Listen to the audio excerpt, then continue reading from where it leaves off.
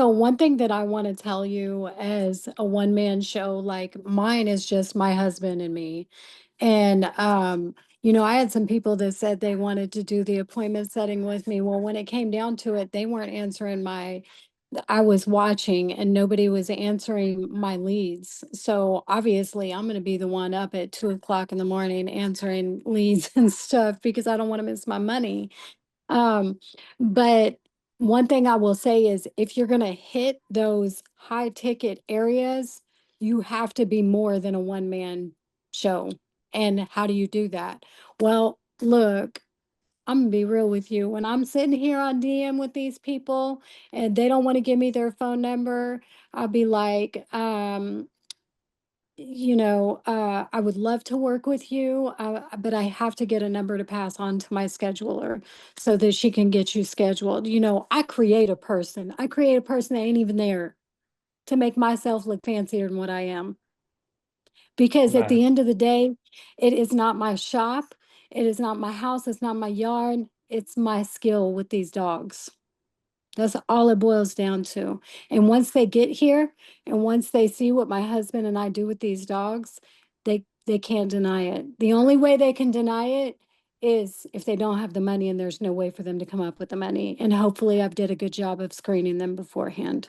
Yeah, so But I I mean, yeah, that's a good I mean, that's what also Ryan messaged to me in terms of appointment setting to be a little better in terms of that and being like, hey, for me to see, put myself in a little more position of like value and stuff and be like, okay, mhm. when people are So holding back a little bit in terms of setting an appointment or a free consultation, to be like, hey, for us to be, see if we're a good fit or not and talk about the programs a little deeper, we need to go on a call or do a free consultation to mhm. see the dog in person and all that.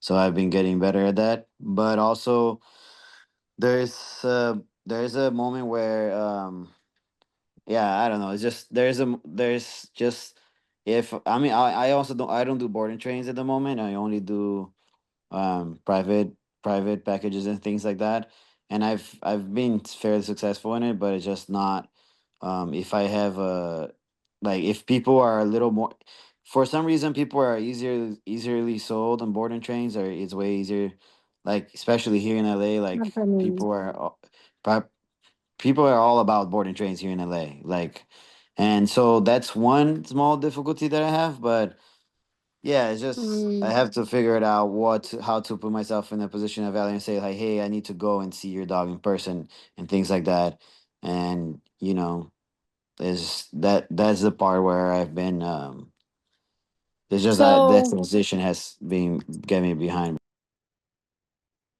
yeah.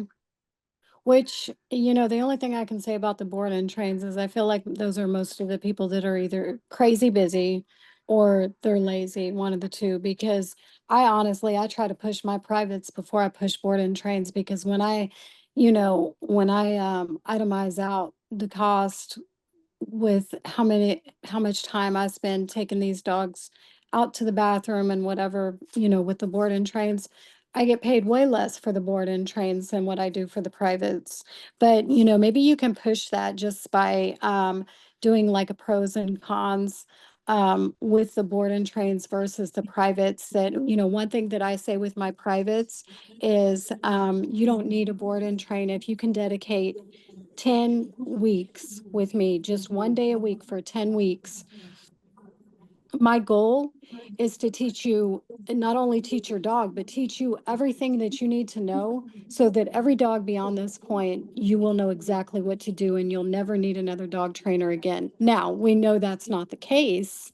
We know they're not going to do it. And we know that the next dog they get, they're going to forget everything. And, you know, need to call a dog trainer again. But when they hear that, like, I tell them, set your camera up, record every session, put that in the cloud so that 10 years from now, when you have another dog, you got the whole 10-week session right there. And that sells them.